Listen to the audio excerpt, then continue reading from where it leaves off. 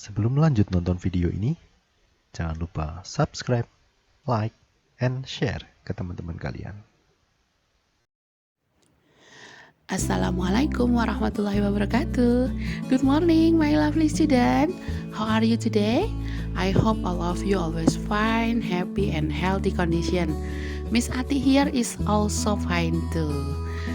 Now we are at the second chapter of this semester. At this chapter we are going to learn about food and drinks.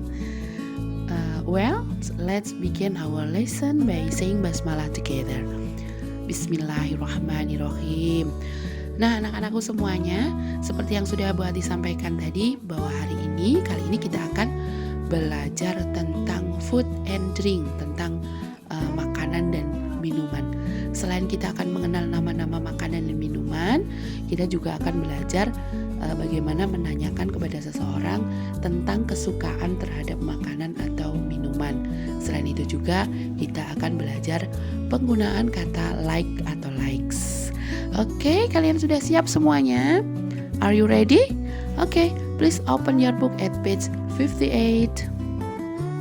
Nah, anak-anak, berikut ini Bu Ati tampilkan beberapa kata-kata atau kosakata yang berkaitan dengan makanan dan juga minuman.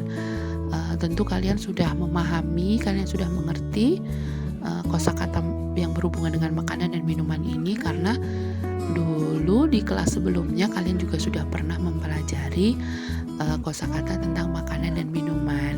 Tapi alangkah baiknya kalau kita ulangi lagi ya, biar kita lebih mudah untuk memahaminya. Nah, anak-anak, yuk kita baca bersama-sama kata-kata berikut ini. Soup, itu artinya sop. Kemudian porridge, bubur. Spaghetti, fried eggs, telur goreng. Fruits, buah-buahan. Vegetables, sayur-sayuran. Chicken satay, sate ayam. Bread, roti tawar. Rice, nasi. Burger, gado-gado. Fried fish, ikan goreng. Fried noodles, mie goreng. Fried rice, nasi goreng. Steak, fried chicken, ayam goreng. Meatballs, bakso. Cake, kue. Chocolate, coklat. Pizza, water, air. Milk, susu. Coffee, kopi. Tea, teh. Juice atau sari buah. Soda. Ice cream, es krim. Hot chocolate, coklat panas. Nah, itu beberapa kosakata tentang makanan dan minuman.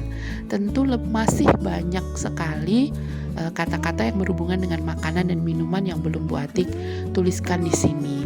Nah, oleh karena itu kalian boleh mencarinya kata-kata yang berhubungan dengan makanan dan minuman, baik itu di kamus maupun di buku-buku bahasa Inggris, supaya perpendaran kata kalian lebih banyak lagi. Anak-anak, dalam bahasa Inggris dikenal adanya benda yang dapat dihitung dan juga benda yang tidak dapat dihitung. Contoh benda-benda yang dapat dihitung itu antara lain adalah misalkan apel, jeruk, telur. Nah, ketika kita meminta atau kita menyatakan jumlah, kita tidak perlu memberikan satuan ukuran atau kata bentuk satuan ukuran ini. Misalkan saja, saya makan 2 apel, maka orang akan sudah paham bahwa yang kita makan itu adalah 2 buah. Saya membutuhkan 5 telur atau 5 butir telur. Nah, jadi orang paham, 5 yang akan kita ambilkan 5. Begitu, itu adalah benda yang dapat dihitung. Tapi sebaliknya, untuk benda yang tidak dapat dihitung, maka kita butuh kata bantu satuan ukuran. Contoh-contoh benda yang tidak dapat dihitung itu antara lain adalah air, gula, garam misalkan. Nah, contohnya ketika kita membutuhkan air, saya membutuhkan 1 air. maka orang akan bingung, satu air, satu apa? Satu gelas, satu ember, atau satu botol, dan sebagainya. Begitu juga dengan gula, saya membutuhkan satu gula. Satu butir, tidak mungkin ya kalau gula pasir satu butir, mungkin kita butuh 1 sendok atau 1 kilo dan sebagainya. Nah, untuk itu ketika kita menyatakan jumlah dari benda yang tidak dapat dihitung atau uncountable things, maka kita membutuhkan atau kita akan menggunakan kata bantu satuan ukuran. Contohnya, ada beberapa contoh yang sudah buat tuliskan. Yang pertama adalah a plate of fried rice, sepiring nasi goreng. Nah, biasanya kan memang nasi goreng itu ditaruhnya di piring, makanya sepiring nasi goreng. Kemudian yang kedua, a spoon of sugar, sesendok gula. Kemudian a bottle of water, sebotol air. A can of soda, sekaleng soda. A glass of milk, segelas susu. A bowl of soto, semangkok soto. A jar of strawberry jam, setoples selai stroberi. A cup of coffee, secangkir kopi. Nah, kata-kata bantu satuan ukuran ini digunakan itu biasanya karena makanan-makanan tersebut ditempatkan atau ditaruh di dalam wadah-wadah tersebut. Makanya wadah itu kemudian dijadikan sebagai kata bantu satuan ukuran. Nah, itulah ketika kita menyampaikan benda yang tidak dapat dihitung, maka untuk memperjelas maka kita gunakan kata bantu satuan ukuran. Ada banyak sekali, misalkan saja selain yang ada di contoh ini adalah segelas jus. Nah, kita bisa gunakan kata itu, atau mungkin kita bisa sepotong roti misalkan, atau sepotong kue. Kemudian misalkan lagi 1 nampan pizza, kemudian bisa juga secontong es krim dan sebagainya. Nah, itu kata-kata itu digunakan sebagai kata bantu satuan ukuran karena benda-benda tersebut biasanya dipakai sebagai wadah atau sebagai tempat dari makanan tersebut. Anak-anak, mari kita lanjutkan pelajaran bahasa Inggris untuk materi berikutnya, yaitu menanyakan kesukaan terhadap makanan. Kita bertanya kepada seseorang tentang makanan yang lebih ia sukai. Jadi ini lebih ke ada pilihan makanan, kemudian seseorang itu kita suruh memilih yang mana yang kita sukai. Nah, kalimat yang kita gunakan adalah menggunakan which one, do atau does, kemudian subjek, kemudian like. Nah, kita menggunakan kalimat ini itu untuk bertanya kepada seseorang tentang makanan mana yang lebih disukainya. Nah, untuk pola kalimatnya adalah bisa dilihat di dalam kotak, sudah buat dituliskan di situ which one, kemudian do atau does, kemudian subjek, kemudian like. Kita menggunakan do apabila subjeknya you, they, we, dan kita menggunakan does apabila subjeknya he, she, mother, Doni, Vina, dan sebagainya. Nah, di bawahnya sudah ada contoh kalimatnya, bisa kita lihat bersama-sama. Contoh kalimat yang pertama, which one do you like, fried rice or fried noodles? Nah, ini bisa dipisah seperti ini, atau tanda tanyanya dihilangkan yang depan kemudian diganti dengan tanda koma, bisa. Tapi sebenarnya ini adalah dua pertanyaan yang kemudian dijadikan satu, ya. Which one do you like, fried rice or fried noodle? Yang mana yang lebih kamu sukai, nasi goreng atau mie goreng? Kemudian kalimat yang kedua, contoh yang kedua adalah which one does he like, coffee or tea? Yang mana yang lebih dia sukai, kopi atau teh? Nah, kita lihat untuk kalimat yang pertama itu menggunakan kata do karena subjeknya adalah you. Sedangkan kalimat yang kedua itu menggunakan does karena subjeknya adalah he. Nah, dari pertanyaan ini bisa kita lihat jawabannya. Bisa kita lihat jawabannya di situ. ada jawabannya. Misalkan yang pertama tadi ya, which one do you like, fried rice or fried noodle? Yang mana yang lebih kamu sukai, nasi goreng atau mie goreng? Nah jawabannya, I like fried rice better than fried noodle. Aku lebih suka fried rice, nasi goreng, dibandingkan mie goreng. Kemudian untuk pertanyaan yang kedua, which one does he like, coffee or tea? Yang mana yang lebih dia sukai, kopi atau teh? Jawabannya, he likes tea better than coffee. Dia lebih suka teh daripada kopi. Nah, dari dua kalimat ini ada sedikit perbedaannya. Untuk kalimat yang pertama itu untuk kalimat tanyanya menggunakan do, kemudian jawabannya hanya memakai like saja. Sedangkan untuk pertanyaan yang kedua, untuk contoh pertanyaan yang kedua itu menggunakan does, sementara jawabannya itu menggunakan likes. Ada perbedaan di sini. Karena apa yang membuat berbeda?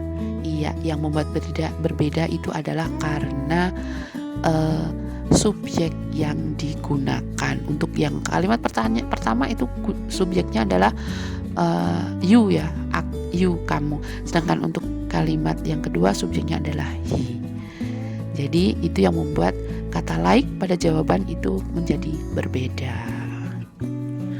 Nah anak-anak, untuk penggunaan kata like ataupun likes, seperti contoh jawaban pada contoh soal atau contoh pertanyaan sebelumnya itu, kita bisa membedakan like, kapan kita gunakan like dan kapan kita gunakan likes. Nah like ini digunakan untuk subjek I, you, we, they. Sedangkan likes itu digunakan untuk subjek she, he, Sinta, mother, Doni, dan sebagainya. Nah, kalimat like atau likes better than ini digunakan ketika kita menyatakan bahwa kita lebih menyukai suatu makanan dibandingkan makanan yang lain. Jadi ada perbandingan, misalkan kalian ditawari dua makanan, nah kalian disuruh memilih mana yang lebih kalian sukai, nah kalian menggunakan kalimat ini. Contoh kalimatnya adalah yang pertama, saya lebih menyukai bakso daripada mie ayam. I like meatballs better than chicken noodles. Kemudian yang kedua, Vina lebih menyukai teh daripada kopi. Vina likes tea better than coffee. Nah, samakan kalimatnya dengan jawaban dari pertanyaan yang tadi. Nah, intinya untuk penggunaan kata like atau likes ini kita melihat pada subjeknya. Apabila subjeknya itu adalah I, you, we, they, kata pertama tunggal, kata kedua kata ganti pertama, kata ganti kedua tunggal, kemudian kata ganti ketiga jamak, maka itu menggunakan like. Contohnya itu I, you, we, they. Kemudian untuk penggunaan likes itu digunakan ketika subjeknya itu adalah orang ketiga tunggal. Bisa she, he, Sinta, mother, Doni, dan lain sebagainya. Nah, bagaimana? Sudah paham untuk perbedaan penggunaan kata like dan likes ini?